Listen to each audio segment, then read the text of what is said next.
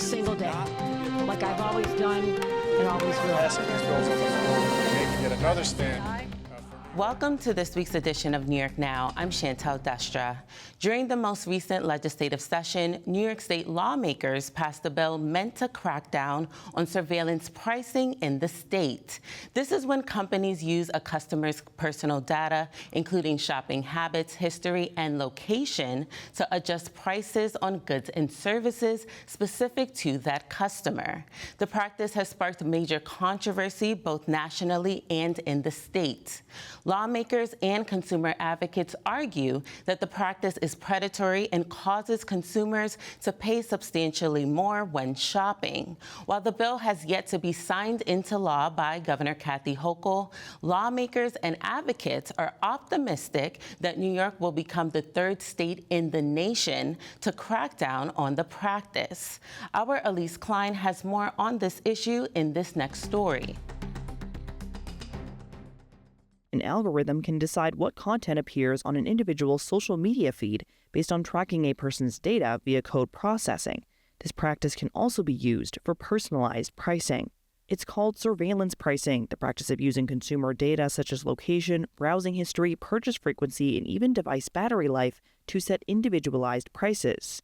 New York State lawmakers want to ban this practice. It opens it up to all kinds of discrimination and unfairness, and just makes it impossible for people to figure out if they're getting a fair price. And that's what we're trying to rein in with this bill. During the most recent legislative session, state lawmakers passed a bill that would prohibit companies from practicing surveillance pricing to set or adjust the price of goods and services. If signed by the governor, the policy would make New York the third state in the nation to ban this practice. The bill also regulates certain dynamic pricing systems, establishes disclosure requirements for certain pricing practices, and creates enforcement mechanisms where companies can face up to $20,000 in fines for violations. State lawmakers say the impact of this bill will be significant for consumers. Surveillance pricing is really a tool for financial extraction. And that is the problem that we face in the economy. And the ban on surveillance pricing is really about giving power back to the consumer. I do think costs need to be equal for everyone. And that is very concerning to me that our data is being used against us or essentially taking advantage of our data.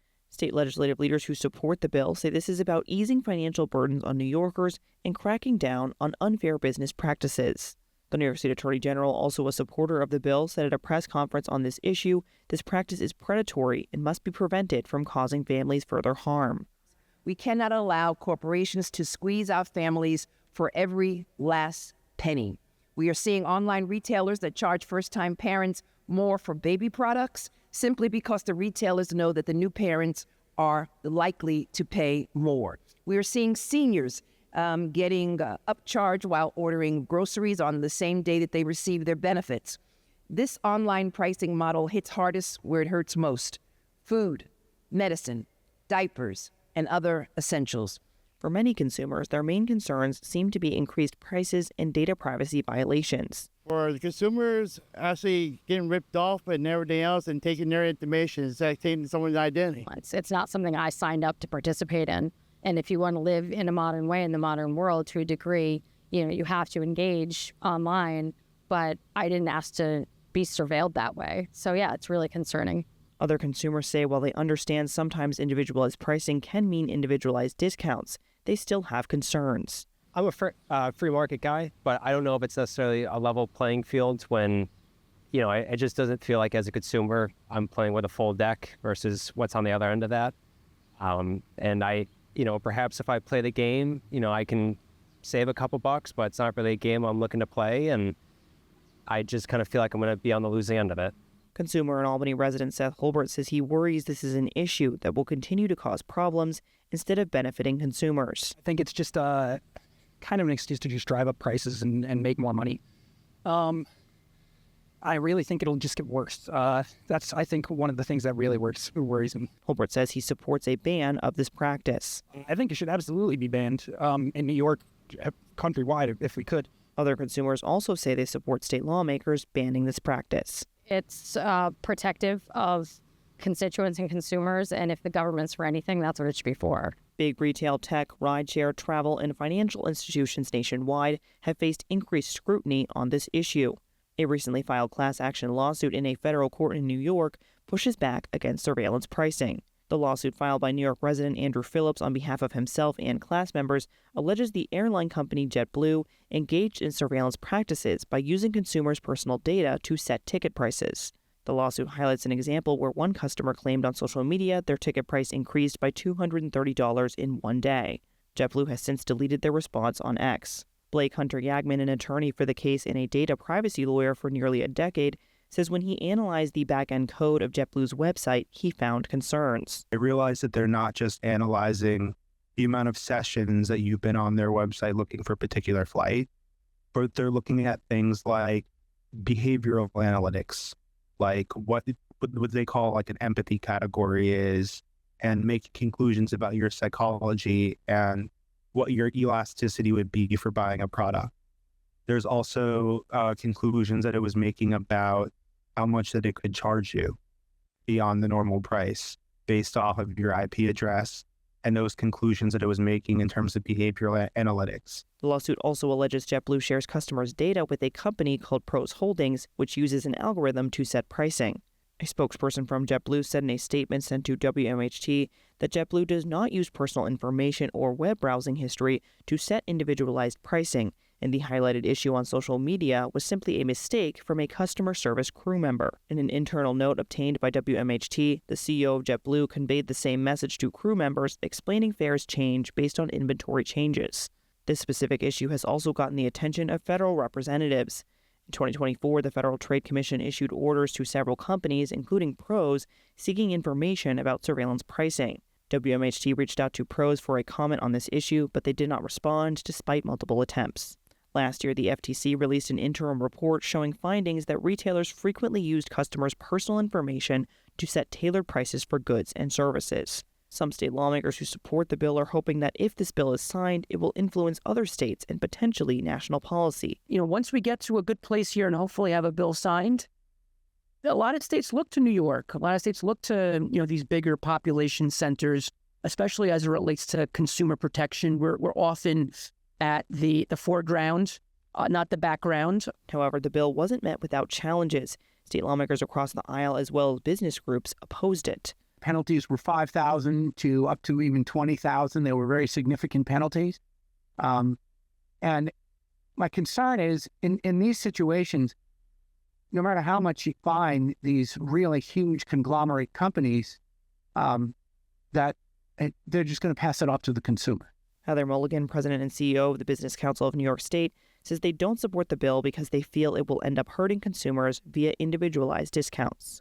We don't oppose in any way, shape, or form legislation that will prohibit raising prices for select individual consumers, but that's not what the bill does. What the bill does is it says that, if I, for example, am shopping on an internet site and I put an item in my cart and I decide to click off that screen or look elsewhere, and there is a mechanism where the site then offers me a discount to try and encourage me to, based on my interest, right, tries to encourage me to purchase the item, this would prohibit that. Other companies such as Uber and Instacart, who have faced criticism around this issue, also do not support the bill, according to statements provided by spokespeople. Amazon, who has also faced criticism around this issue, claimed in a statement sent to WMHT the company does not use customers' personal data to set individualized prices. State legislative sponsors of the bill argue discounts won't be impacted, adding there are specific carve-outs in the bill language for custom discounts such as loyalty, rewards, membership, and class-based discount programs.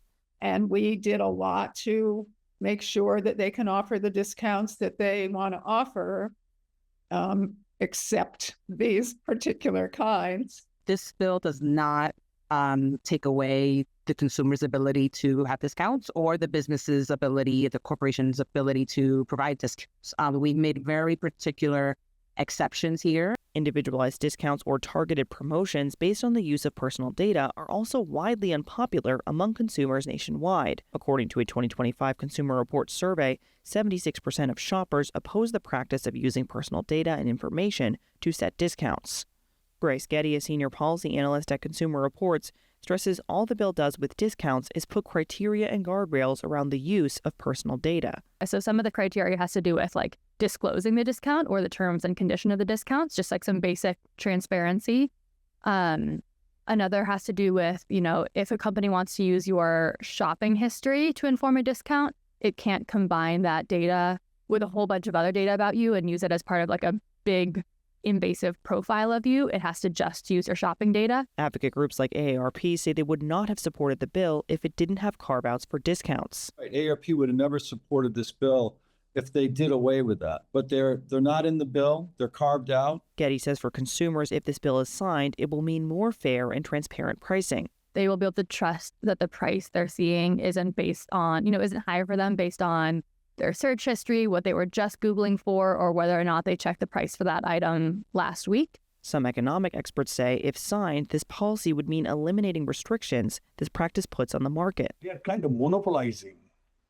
In a way, you can call that weaponizing on our information. That's the term. They're turning into a weapon. Information should be good, right? But using our information to be used as a weapon to extract more money from our pockets. In that sense, it is unfair. Some legal experts say, however, that it's hard to predict what this bill's impact may look like if signed because it is different from other states, such as Maryland, who have surveillance pricing bans. The New York statute appears, as currently drafted and passed by the legislature, to be much broader in its scope. The Maryland statute really appears to have focused on the food industry and retail food stores, whereas if you look at the language of the New York statute, it would apply, again, to any entity that uses this data for pricing purposes. Some legislative sponsors say they feel confident the governor will sign this bill into law, but expect there may be some amendments which they are open to. I wouldn't be surprised if there were some chapter amendments specifically about financial institutions, because even though banks don't offer these kinds of discounts to people, they were concerned about being included. And one of the reasons why we did that is because Amazon and Apple and Target, they all do their own credit cards. They are effectively financial institutions. Some political analysts say this bill is something the governor will likely sign, but not without changes. My impression is that she'll probably want to side a little more on the side of caution. So she's going to be open to some changes. This bill has not yet been sent to the governor's desk, but once it has, Governor Hochul will have about 10 days to review it. If she signs this bill along with a chapter amendment request, that means the amendment will then have to pass the next legislative session. And joining us now to talk more about surveillance pricing in New York is our Elise Klein. Elise, thank you so much for joining us today. First and foremost, how likely is it that Governor Kathy Hochul will sign this bill into law? It's hard to say. I think that it is pretty likely that she will sign it, but probably with some type of amendment.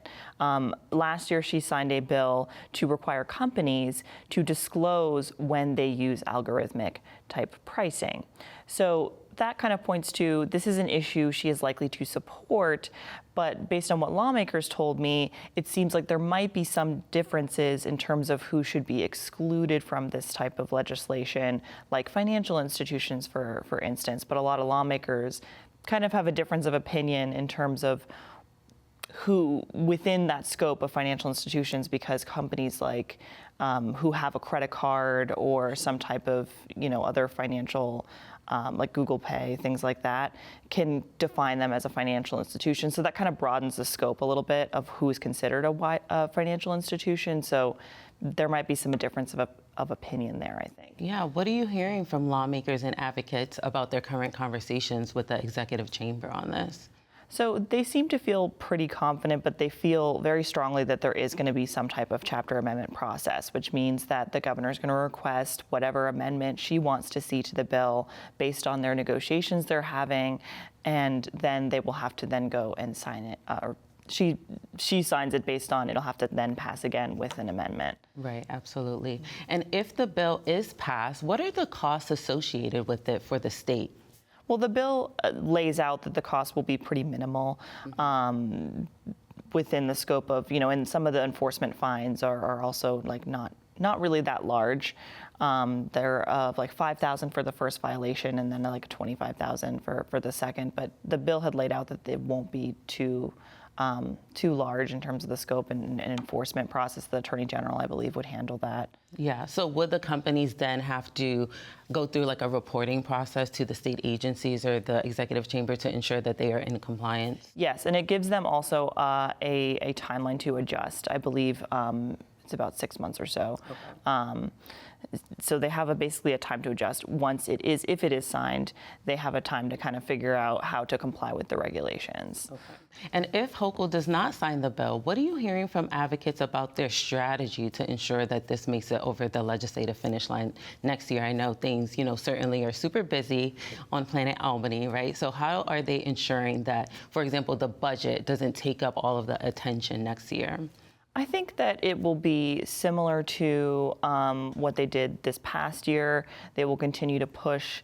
They had rallies, but a lot of lawmakers are really behind this legislation. So I would imagine if it doesn't get signed and they have to make a new version, that they will put that same effort towards it, especially because it does have support from state leaders like the Attorney General.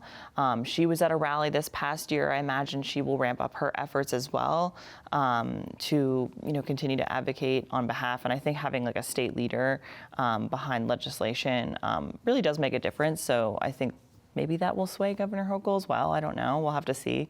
And as you were reporting on this, what stood out to you most when you were speaking with consumers? You did a ton of field reporting on this issue about their support for this bill and how it would impact their shopping experiences. What I heard was they're worried about prices going up and they're worried about the surveillance of everything they interact with basically. When you shop online, there's so many avenues in which prices can be set based on visiting websites and apps. And I think that the biggest concern was just that they're being priced unfairly.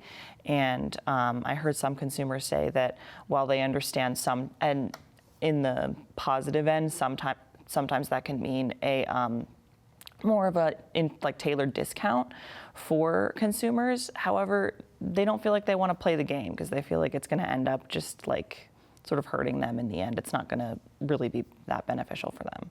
Absolutely. Well, such an important issue. Unfortunately, that is all the time we have for today, but we thank you so much for your incredible reporting, Elise. And for more information on the future of those bills, you can visit our website. That's at nynow.org. Now turning to another important topic. New York State has more than 5,400 dams across the state.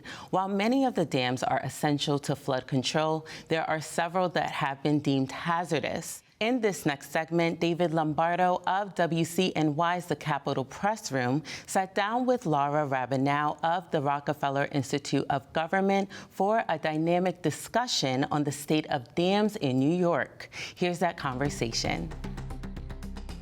Well, Laura, aside from maybe the dam in Letchworth Park, I don't think most New Yorkers have a good sense of the age, number, or types of dams that litter New York. So can you give us sort of a sense of what that picture looks like? Sure. We have a lot of dam infrastructure across New York State. There are about 6,000 or so dams that we have listed as the state. Mm-hmm. The numbers vary slightly to greatly depending on where you look at the data. So for example, there's a national inventory of dams that has about 92,000 dams.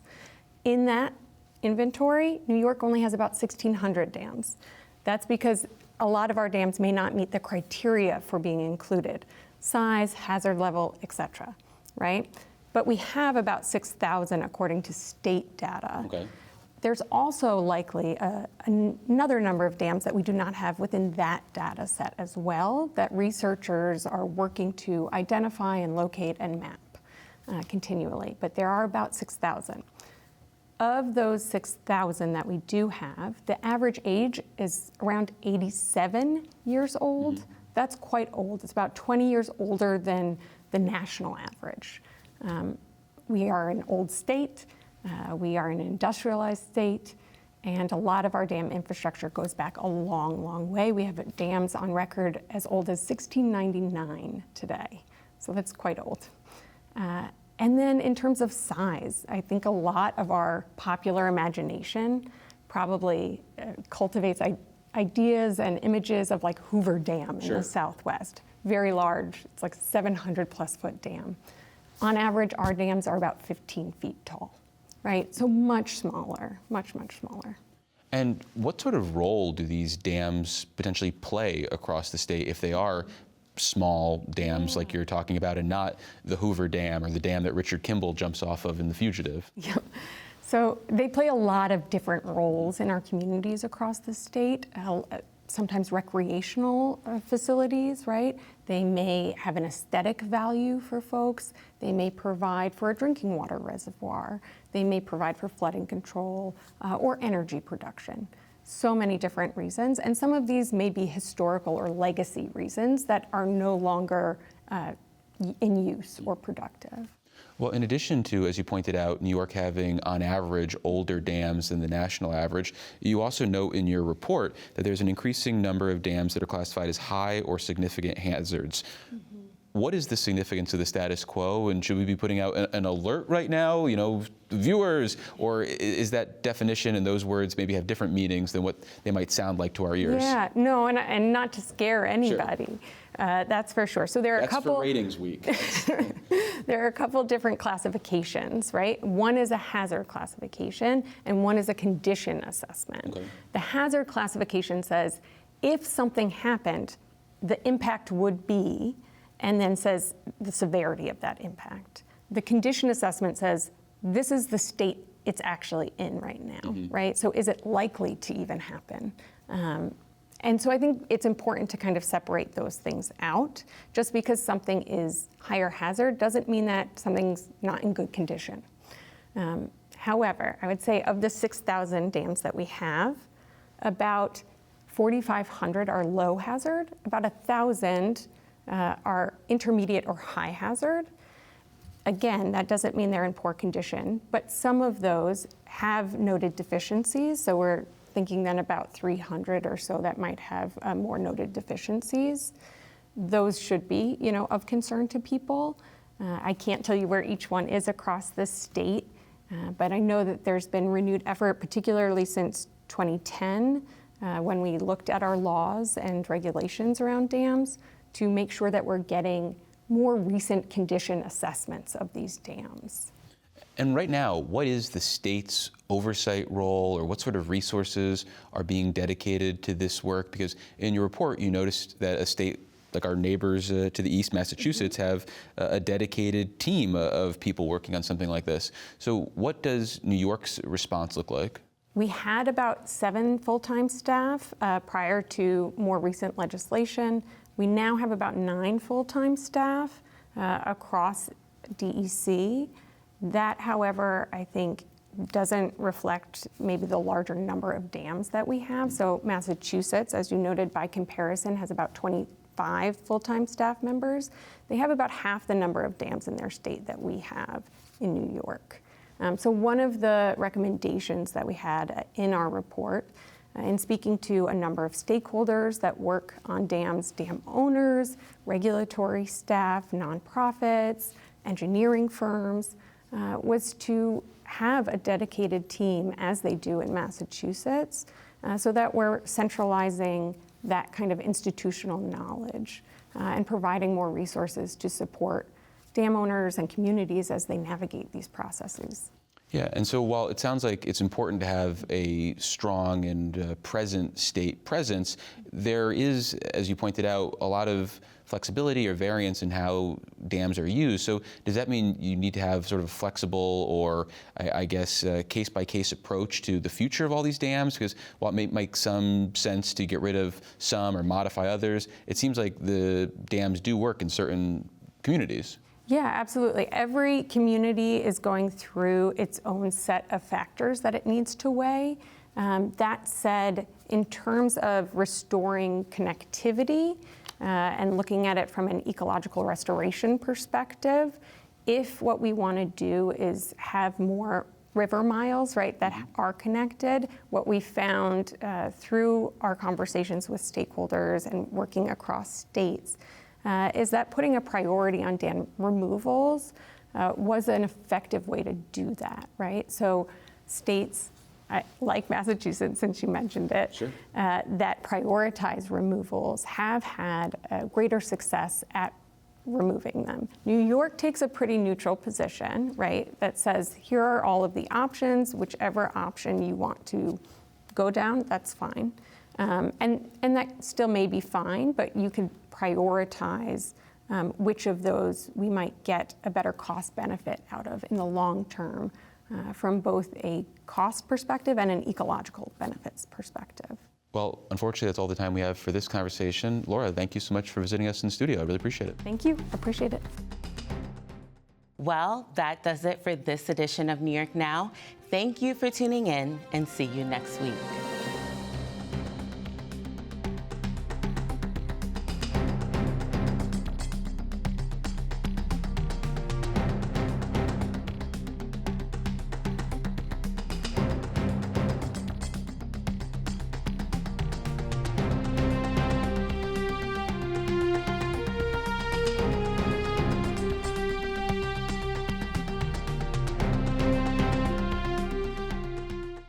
Funding for New York Now is provided by WNET,